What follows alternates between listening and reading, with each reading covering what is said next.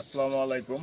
Bird lily বা leopard lily অথবা বাংলায় যদি বলেন চিতাবাঘ লিলি, এর পাতায় সৌন্দর্য।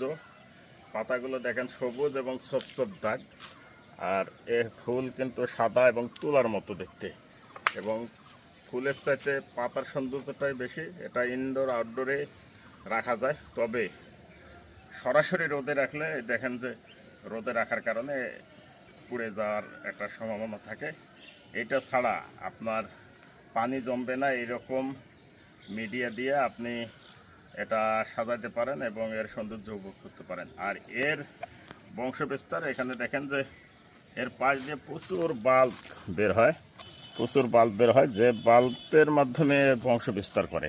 যদি এর সৌন্দর্য উপভোগ করতে চান, ফুলের সৌন্দর্য এবং পাতার সৌন্দর্য উপভোগ করতে চান, আপনি চাইলে আপনার বাসা বারান্দা গ্রিলে এবং পছন্দমতো জায়গায় রেখে এর সৌন্দর্য উপভোগ করতে